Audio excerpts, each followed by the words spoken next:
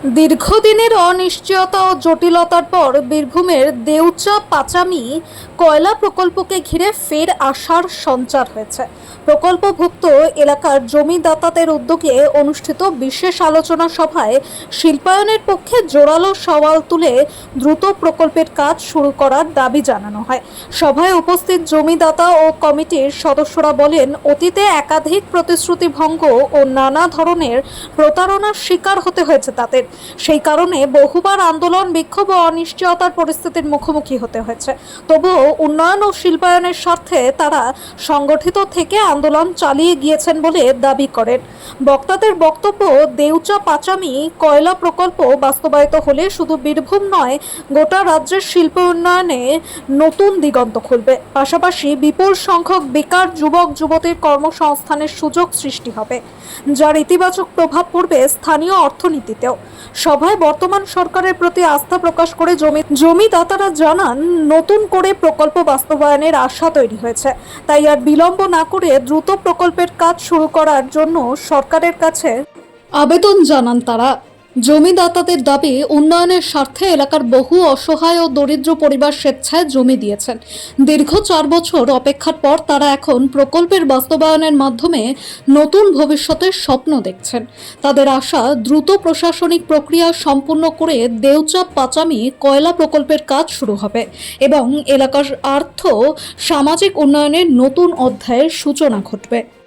যেমন একটুকু যেমন রুটি পায়, তার জন্য কুকুররা যেমন ছুটে বেড়ায়, সে কুকুরের মতো আমরা ছুটে বেড়েছি, কিন্তু আমাদের কোনো সুরক্ষা বা সুরাহা আমাদের হয়নি, বা কোথাও আমাদের কেউ এমন ভাবে পাইয়ে দেয়নি যে আর এসো, তোমাদের তো ন্যায্য জমি, তোমাদের অধিকার আমরা পাইয়ে দিই।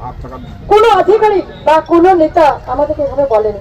আমরা আমাদের নিজের কাজটাই সবসময় করে চলেছি এবং আমরা আজ 5 বছর ধরে সংগ্রাম করছি, কিন্তু এই 3000 মানুষের কি অবস্থা। গুটি কয়েক লোক চাকরি পেয়েছে, হয়তো জানি না তারা কিভাবে পেয়েছে, নিশ্চয়ই তাদের জমি আছে বা তাদের উপর তারা কেউ ছিল, কিন্তু আমাদের মনে হয় এই 3000 বা 4000 মানুষের মনে হয় আমাদেরকেও মাথার তলায় আমাদের ছাতা করে দাঁড়ায়নি।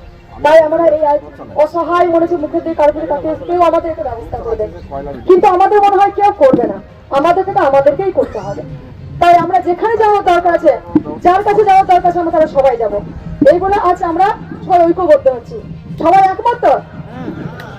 তাহলে যেখানে যাওয়ার দরকার, যার কাছে যাওয়ার দরকার আছে, যেখানে গেলে আমাদের কাজ হবে সেটা আমরা কিন্তু করব, তাতে কারো কোনো বাধা নেই। কারণ আমরা ন্যায্য পাওয়া না দেন কেন আমরা 4 বছর ধরে বঞ্চিত থাকবো, কিসের জন্য? আমাদের সঙ্গে যারা জমি দিয়েছে, যারা পিছনে দিয়েছে, তারাও চাকরি পেয়ে গেছে, কিন্তু আমরা পাইনি, কেন আমরা বঞ্চিত?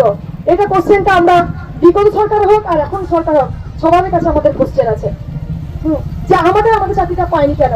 এই 4 বছর ধরে যারা চাকরি পেয়ে গেছে তাদের দুদিকে প্রফিট হয়েছে, কারণ তারা চাকরি পেয়েছে প্লাস জমি টাকা পেয়ে গেছে। সেই জমি টাকা তারা ফান্ডে জমা রেখেছে অথবা ব্যাংকে জমা রেখেছে, সেখান থেকে একটু তাদের মুনাফা হয়েছে। আর আমাদের 4 বছর থেকে কি হলো? এই ক্ষতিপূরণটা কে দেবে আমাদেরকে? একসঙ্গে তো জমি দিয়েছি, কিন্তু সিরিয়াল হিসাবে আমি কি জানি না কি হিসেবে হয়েছে, কিন্তু এই আমরা কিন্তু আমাদের সব থেকে বঞ্চিত হলাম। তাহলে এই ক্ষতিপূরণটা পেলাম না, এখন আমরা চাকরি পাচ্ছি না, কিন্তু প্রজেক্টের কাজ চলেছে। সেই প্রজেক্ট যদি কাজ চলে থাকে তাহলে আমাদের চাকরিটা গেল কোথায়, বা আমরা চাকরি কেন পাবো না? তাই আমাদের এই নতুন সরকারের কাছে আবেদন যে এই মানুষগুলো থেকে মুখিতগুলো ডাকান, তারা বহু অপেক্ষায় বসে আছে এখানে, আর 4 বছর ধরে তাদের কি অক্লান্ত পরিশ্রম, কিন্তু এই পরিশ্রমের আমরা সমাধান চাইছি এবং অনুরোধ করছি যে আমাদের দিকে একটু নজর দিন। হ্যাঁ, 4 বছর প্রজেক্ট, কোনো প্রজেক্টে এরকম ভাবে করেনি, কিন্তু আমরা কিছুই পাচ্ছি না এবং আমরা অসহায় অবস্থায় আছি। আমাদের বিগত সরকার যেটুকুই যা করেছে, কিন্তু আমাদের নতুন সরকারের কাছে আমাদের একান্ত অনুরোধ যে আমাদের মানুষগুলো দিকে একবার দেখান।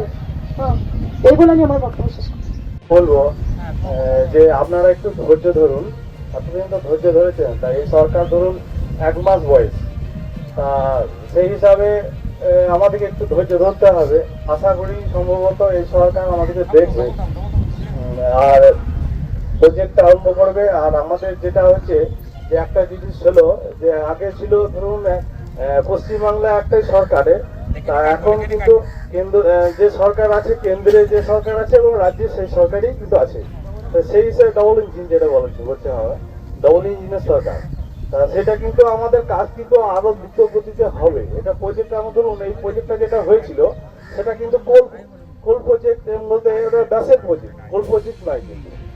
তো ব্যাসের প্রজেক্ট বলে এটা চালাচ্ছিল এবং এই সূত্রে কিন্তু অনেক চাকরি দেওয়া হয়েছে। তা সেই হিসাবে আমাদের এটা কিন্তু যেটা কোল প্রজেক্ট, যেটা কয়লা খনি, সেটাই কিন্তু হবে অরিজিনাল। সেটা বড় ধরনের, যেটা যেরকম ভাবে হয় সেরকম ভাবেই হবে।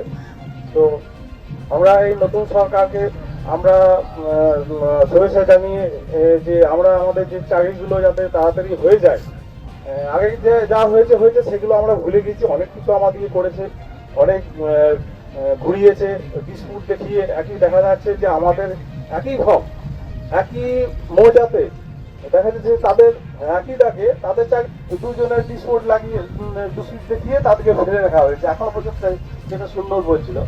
তা সেটা আমাদেরকে এরকম হয়রানি করা হয়েছে। এই দিদিভাই যেটা বলছিলেন, আমাদেরকে নানা জায়গায় হয়রানি করতে হয়েছে। তা এটা এক ধরনের আমাদেরকে প্রতারণা করা হয়েছে। তা সেগুলো আমরা ভুলে গেছি, আর ওইগুলো আর বলে কোনো লাভ নেই। দ্রুত আমাদেরকে চাকরি যাতে দেয় সেটা আশা রাখবো এবং আমরাও ধৈর্য ধরবো এবং